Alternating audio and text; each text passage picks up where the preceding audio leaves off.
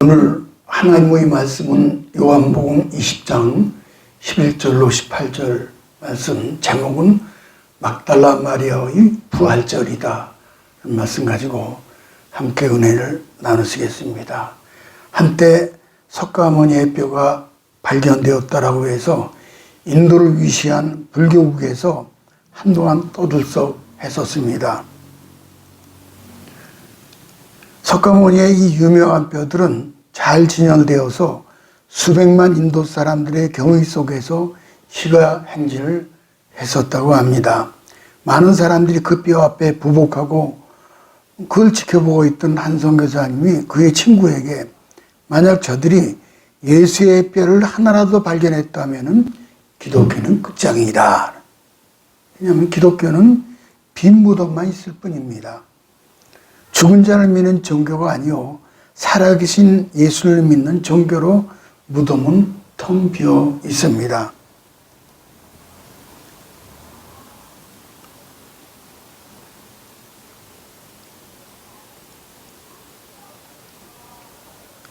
예수께서 부활하신 날 새벽에 여자들이 향품을 가지고 이제 그 무덤을 찾아갔습니다. 근데 천사가 이렇게 책망을 합니다. 누가복음 24장 5절에 보면은 어찌하여 산 자를 죽은 자 가운데서 찾느냐. 막달라 마리아는 갈릴리 서안의 작은 마을 막달라라는 그 마을에 살던 시골 여인으로 7 귀신이 들렸던 여인이었습니다. 예수님은 막달라 마리아에게 맨 먼저 보여주셨죠. 이유는 그만큼 예수님을 간절하게 사모했기 때문이었습니다. 누가복음 7장에 보면은 막달라 마리아는 향유를 담은 옥합을 가지고 와서 예수님의 발에 부은 그 헌신이 나옵니다. 이 장면이죠. 자신의 가장 값진 것으로 그 은혜의 감사를 표했던 겁니다. 또 누가복음 8장 보면은 예수께서 제자들과 함께 공생의 복음 전파 사역을 하실 때 이 마리아도 따랐고 재정적으로 뒷바라지를 했다라고 기록되어 있습니다. 한마디로 말씀드리면은 막달라 마리아는 예수님께 받은 바 은혜를 갖고자 최선을 다한 헌신된 여인이었던 것입니다. 막달라 마리아는 끝까지 예수님을 따라갔습니다. 종료주일 예루살렘에 입성하실 때 예수님 곁에 있었고 빌라도 앞에서 군중들이 예수를 십자가 못 박으라고 소리칠 때도 그 자리에 있었습니다. 또 예수께서 십자가 달리셔서 고통을 겪으시는 내내 자리를 지켰고 임종하실 때 어머니 마리아 그리고 제자 요한 그리고 막달라 마리아 셋이서 함께 지켜본 것이 영화 패션 오브 크라이스트에 나오죠. 이렇게요. 아리마대 요셉이 예수의 시신을 무덤에 장례할 때도 거기 있었습니다.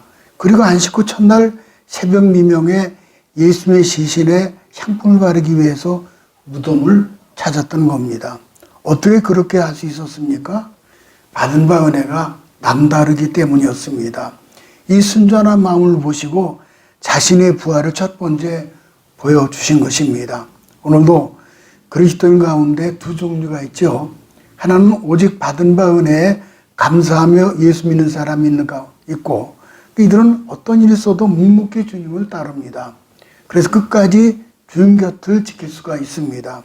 다른 하나는 조금만 어려움이 와도 믿음이 흔들립니다. 더 이상 은혜 받을 가능성이 없으면 예수를 떠납니다. 그러므로 받은 바 은혜에 감사하면 그때나 지금이나 귀히 여기시고 예수 부활의 증인으로 삶을 살게 하십니다. 이런 첫 번째, 새벽에 예수님의 무덤을 찾은 마리아를 보시겠습니다. 11, 13절 보면은 마리아는 무덤 밖에 서서 울고 있더니 울면서 굽으려 무덤 안을 들여다보니 천사들이 이르되 여자여 어찌하여 우느냐 이르되 사람들이 내 주님을 옮겨다가 어디 두었는지 내가 알지 못하니이다. 본문 앞에 문장에서는 베드로와 요한은 예수님의 빈 무덤을 보고 난 이후 자기들의 집으로 돌아갑니다. 다음 구절에는 우리말에 접속사가 없지만은 헬라어에는 있는데, 그러나 마리아는 예수님의 무덤을 떠나지 않았다. 그날 새벽 아직도 날이 어두울 때였습니다. 몇 명의 여자들이 향품을 준비해서 예수님의 무덤을 향했습니다. 그런데 제일 먼저 예수님 무덤에 도착했던 이 여자가 있는데 바로 막달라 마리아입니다. 와보니까는 무덤에 돌이 옮겨진 거예요. 마리아는 깜짝 놀라서 그 길로 여자들에게 달려가서 얘기를 했습니다. 마리아의 말을 듣는 베드로와 요한이 예수의 무덤을 향해서 급히 달려옵니다. 베드로와 요한이 달려오는 거예요. 그들이 예수님 무덤 안이 비어있는 것도 보았습니다. 들어가서 보았죠. 그 후에 두 제자는 다시 자기들의 집으로 돌아갑니다. 그러나 마리아는 돌아가지 않았다는 것이 이 본문의 핵심이 됩니다. 마리아는 계속해서 예수님 무덤 곁에 머물렀습니다. 여기 울다라는 동사가 두 번이 사용되었죠. 울고 울더니 그랬어요. 마리아는 무덤 밖에서 울고 있는 겁니다. 그리고 또한 울면서 몸을 굽으려 무덤 안을 들여다보는데 계속해서 울고 또 울었죠. 그 왜 마리아가 계속 울었습니까? 그 이유는 그 예수님이 계시지 않기 때문에 그런 거예요. 그는 비록 예수님이 돌아가셨다 하더라도 그것이 계시기를 바랐습니다. 근데 예수님 계시지 않는 거예요. 그는 그래서 계속해서 울고 또 울은 겁니다. 비록 시체라 할지라도 보고 싶은 거예요. 근데 사실 마리아는 울 필요가 없습니다. 그것은 창세기 21장에 보면은 하갈이 옆에 샘을 두고도 물이 없어 죽게 해뒀다라고 소리내 우는 것과 똑같죠. 예수님은 다시 사셨어요. 그러기에 마리아는 울 필요가 없었던 겁니다. 요한복음 16장 22절에 보면은 지금은 너희가 근심하나 내가 다시 너희를 보리니 너희 마음이 기쁠 것이요 너희 기쁨을 빼앗을 자가 없느니라. 이와 같이 예수님은 우리가 계속해서 울도록 내버려 두지 않습니다. 예수님은 우리를 찾아오셔서 우리 눈에서 흐르는 눈물을 닦아주십니다. 그리고 우리의 슬픔을 기쁨으로 바꿔주신 분이셔요. 이를 위해서 마리아를 찾아오셨던 것입니다. 12절에 보면은 흰 옷 입은 두 천사가 예수의 시체에 누웠던 곳에 하나는 머리편에 하나는 발편에 앉았더라. 이스라엘 성막 안에 지성소가 있습니다. 그 지성소에는 법궤가 놓여 있죠. 출애굽기 25장 18절 가볼까요? 금으로 그룹들을 속죄소 두 끝에 쳐서 만들되 한 그룹은 이 끝에 한 그룹은 저 끝에 곧 속죄소 두 끝에 속죄소와 한 덩이로 연하게 할지며 그룹들은 그 날개를 높이어서 그 날개로 속죄소를 덮으며 그 얼굴을 서로 대하여 속죄소를 향하게 하고 그랬어요. 이게 이제 법궤죠. 법궤고 이제 요게 이제 뚜껑을 가지고 법궤가 있는데 법궤 윗면을 속죄소 혹은 시운자라고 합니다.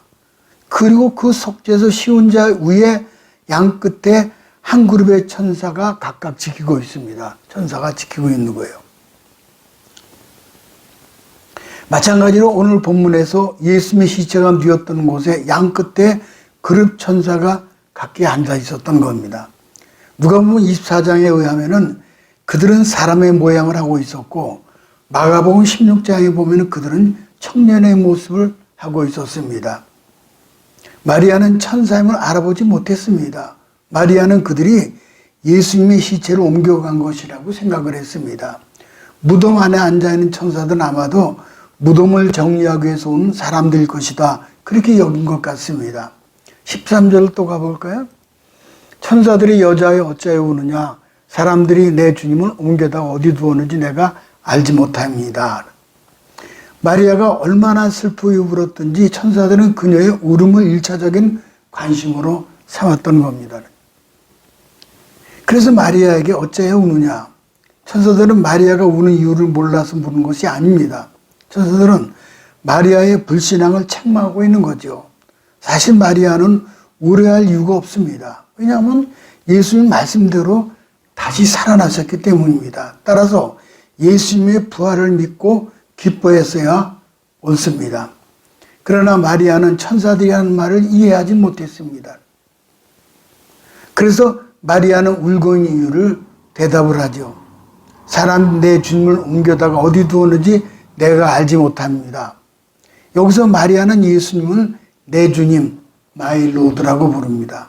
말하자면 마리아에게는 예수님이 살아계셨을 때도 그의 주님이셨지만은 돌아가시고 난 후에도 변함없이 예수님은 자기의 주님이었습니다. 그래서 마리아는 그 새벽에 자기의 주님인 예수님을 몸에 향품을 바르기 위해서 아침에 갔던 겁니다.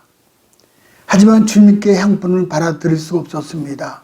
마리아는 그 사실이 너무 슬퍼서 울고 또 울었던 겁니다. 우리도 이와 같이 예수님을 뜨겁게 사랑하길 바랍니다. 행여 우리에게 예수님이 멀리 느끼지는 않습니까? 그렇다면 마리아처럼 울고 또 울면서 찾는다고 하면 반드시 만나 주십니다. 두 번째, 예수님은 부활하신 후 마리아에게 보이시죠. 14, 16절을 가볼까요? 이 말을 하고 뒤로 돌이켜 예수께서 서 계신 것을 보았으나 예수이신 줄을 알지 못하더라. 예수께서 마리아야 하시거늘 마리아가 돌이켜 히브리 말로 라보니오 하니 이는 선생님이라는 말이라. 사실 마리아는 예수님의 시체를 찾고 있었던 겁니다. 그러나 예수님은 부활하신 모습으로 마리아에게 나타나신 거예요. 마리아는 자기가 찾는 그 이상을 찾아낸 겁니다. 이와 같이 예수님은 우리의 기대보다 언제나 더 좋은 것을, 더 많은 것을 우리에게 주시는 그런 분이셔요. 마리아는 자기가 슬피 우는 이유를 천사에게 말했습니다. 이때 천사들이 아무 말도 하지 않았어요. 왜냐하면 이미 부활하신 예수님이 무덤 밖 곧 마리아의 뒤에서 서 계셨기 때문입니다. 돌이켜가 두 번이 나오죠. 앞에 돌이켜는 인기척을 느끼고 돌이켰지만 마리아는 예수님인지는 알지 못했습니다. 이유가 무엇 때문입니까? 흘러내리는 눈물 때문이었죠. 그래서 예수님 제대로 볼 수 없었던 거예요. 아니면 살아계시라고는 전혀 예상하지 못했기 때문입니다. 이유는 바로 여기에 있습니다. 부활하신 예수님은 그 이전과는 다른 모양으로 하셨기 때문입니다. 이제 예수님의 몸은 부활의 몸, 영화로운 몸을 입으신 것입니다. 그래서 제자들이 모인 곳에 벽을 통과해서 우리 예수님이 너희들의 평강이 있을지어다 라고 하시죠. 이 말씀드려요. 그때 이제 도마는 이날 이 시간에 빠졌죠. 이제 시간과 공간을 초월하시죠. 또 요한복음 21장에 보면은 갈릴리 바다에서 고기를 잡던 제자들과 함께 해변에서 숯불을 떡을 구워서 함께 드시는 내용이 나오죠. 이제 얘들아 고기가 있느냐? 배 오른편에 금을 내려라. 그래서 고기 잡았는데 153마리가 잡히죠.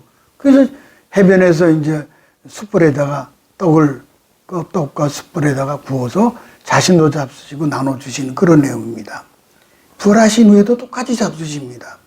처음에 그들은 예수님을 몰라보았습니다. 그러다가 예수님이 그들에게 자신을 나타내 주시니까 그러니까 비로소 예수님을 알아본 겁니다. 본문에는 마리아가 예수님을 보면서도 몰랐던 이유가 여기에 있습니다. 예수님은 다른 모양을 하고 계신 거예요. 그리고 아직은 예수님이 마리아에게 자신을 나타내지 않으셨어요.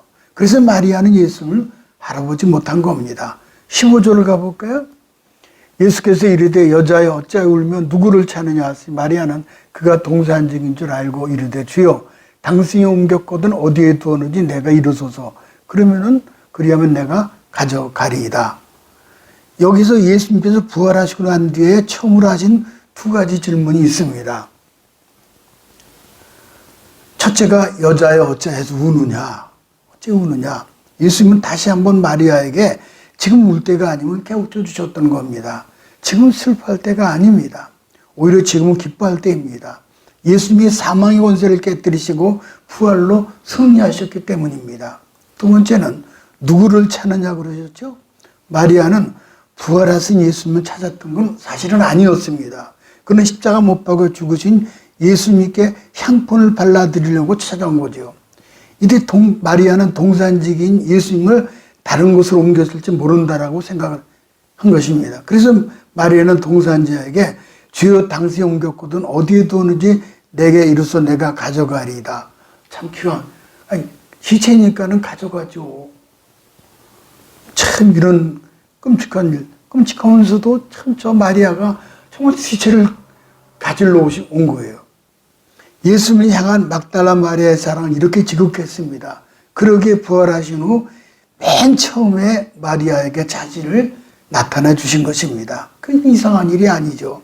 우리도 마리아처럼 예수님을 더 깊이 뜨겁게 사랑해야 할 것입니다. 16절에 보니까 예수께서 마리아의 하시거늘 마리아가 돌이켜 히브리 말로 라보니오 하니 이는 선생님이라. 마침내 예수님은 애타게 찾고 있는 마리아에게 예수님이 부활하신 자신을 보여주시는 거예요. 그리고 그 부드러운 음성 마리아야 그래 부르시는 거예요. 그와 동시에 예수님은 마리아의 눈을 열어주신 거예요. 그렇습니다. 눈을 열어주셔야 볼 수 있는 거예요. 자신을 보여주셔야 볼 수 있게 되는 거예요. 예수께서 십자가에 돌아가신 후 모든 희망을 접고 엠마오로 가던 두 제자 우리가 잘 알죠. 그들은 모든 상황을 다 끝났다라고 생각을 했습니다. 고향으로 돌아가는 거예요. 예수고 구원이고 과거일 따름이다. 하늘을 향해서 냉수하고 길을 가던 두 제자 곁에 예수님이 찾아오셔서 같이 동행을 합니다. 그때 예수님이 미련하고 더듬이는 제자들에게 모세의 글과 시편, 선지자의 글, 곧 예수께서 죽은 자 가운데 부활하실 것을 자세히 말씀해 주셔요. 성경 이렇게 기록합니다. 누가복음 24장 16절에 보면은 그들이 눈이 가려워져 그인 줄을 알아보지 못하였거늘.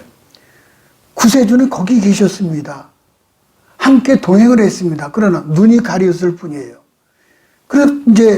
그래서 가자 이제 그 집에 다 도착을 해서 예수님이 식사 기도를 대부분 손님한테 식사 기도를 하게 되거든요.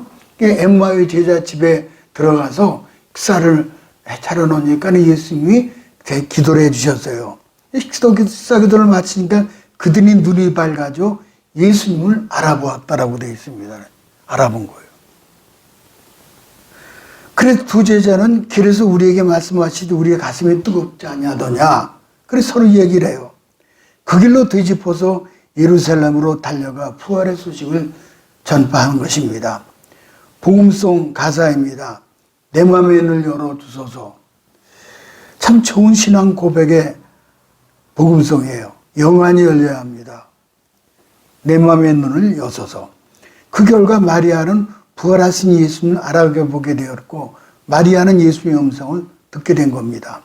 마리아는 자기 이름을 부르시는 이가 예수님인 줄 알았습니다. 그래서 마리아는 자기 몸을 돌이켰죠. 그리고 마리아는 예수님을 라보니오하고 불렀던 겁니다. 이는 랍비라는 말보다 훨씬 더 큰 공경을 나타내는 단어입니다. 이 단어는 사람보다 하나님이 부를 때 사용되었습니다. 그러니까 마리아는 예수님을 자기의 주님이시며 자기의 하나님이라고 불렀던 겁니다. 예수님은 마리아 이름을 부르시면서 그에게 자신을 보여주셨어요. 또한 그때 마리아는 예수님 음성을 듣고 예수님을 알아보았습니다. 이는 지극히 당연한 겁니다. 예수님은 마리아의 선한 목자이시며 마리아는 예수님의 어린 양이기 때문이었습니다. 예수님은 우리의 선한 목자이십니다. 우리가 예수님의 돌보심을 받는 예수님의 어린 양들입니다. 그러기에 예수님은 결코 우리의 처지에 무관하지 않습니다. 우리의 어려움을 결코 외면하지 않습니다. 예수님 우리 각자의 이름을 다 아십니다. 그러기에 예수님은 우리의 각자의 이름을 부르시면서 아무개야 그렇게 부르시는 거예요. 언제나 사랑으로 우리를 보살펴 주십니다. 그러므로 우리는 부르시는 예수님의 음성을 듣고 민감하게 거기 응답을 해야 합니다. 내 양은 내 음성을 듣고 나를 따라온다 하지 않았습니까? 그 선한 목자 되신 예수님의 뒤를 잘 따르는 우리 모두가 되어야 할 것입니다. 마지막엔 예수님의 부활을 전파하는 마리아다.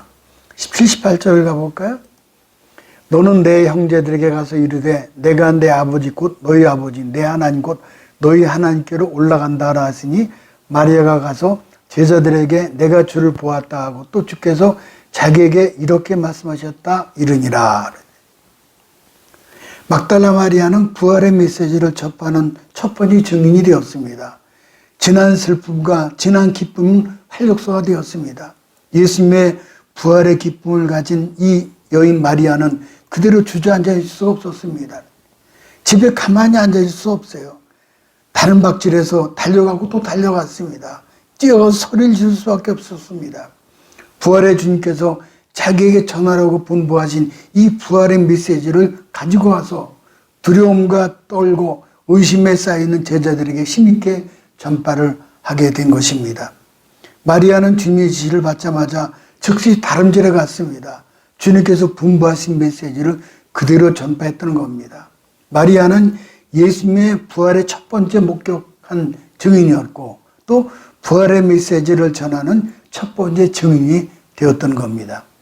사도들이 전하였어야 할 부활의 메시지를 그 연약한 막달라 마리아가 먼저 전하고 먼저 나타나고 예수님에 보여주셨고요.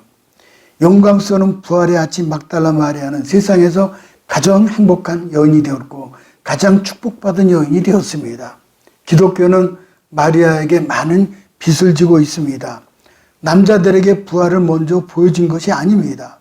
사람들에게 조롱받던 여인, 아무 가치 있게 여기지 않았던 이 여인을 통해서 부활의 역사가 세상에 펼쳐졌습니다. 마리아는 예수님의 부활을 먼저 보고 믿게 되었지만은 남자 제자들은 여인의 이야기를 들으면서 또 믿지 않았습니다. 이런 사실을 보면서 우리는 다시 확인하게 되는데 기독교 신앙 공동체는 여성들에게 빚을 많이 졌다는 겁니다. 사랑의 빚, 섬김의 빚, 복음의 빚 이런 것들에게 뚜렷하게 등장하는 이가 바로 막달라 마리아입니다. 우리가 갖고 있는 신앙 역사 안에서 남성의 우월성을 이야기하는 이 모든 삶의 자리에서 예수님 오히려 연약한 여인을 통해서 새로운 일을 펼치셨다는 것이 참으로 놀라울 따름입니다.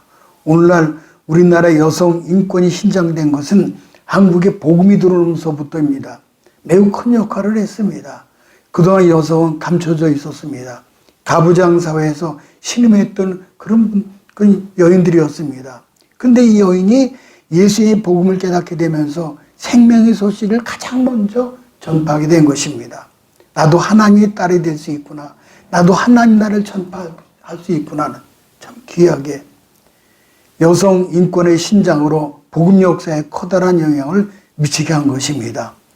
고고학자인 윌리엄 브라이언이 이집트에서 3000년 된 미라 속에서 말라빠진 그 밀을 몇 알 얻어왔습니다. 그렇게 심었어요. 약 한 달이 지나자 싹이 나고 잎이 나서 이듬해에 밀을 수확을 했습니다. 그는 3000년이 지나서 전혀 생명이 없을 것 같은 씨앗에서 생명의 있음을 보고 예수 부활에 대한 믿음이 확고해졌습니다. 그래서 강연을 다닐 때마다 하나의 밀 알갱이에서 생명을 주시는 것처럼 하나님 형상을 닮은 믿는 자를 부활시키는 것은 너무 당연한 것이다 라고 전도에 매진했다라고 이제 전해지고 있습니다. 이 피라미드, 이 무덤이에요. 이 무덤. 이 무덤 속에 이런 미라가 있잖아요. 근데 미라 속에 어때 단지가 있고 단지 어때 그건 씨앗이 있었어요. 미랄이. 이거를 좀 얻어다갔다 심었더니 이래 된 거예요. 모쪼록 2023년도 부활주일에 마리아처럼 예수 부활을 목격하고 예수 부활 소식을 전파하시기를 주님의 이름으로 축복합니다.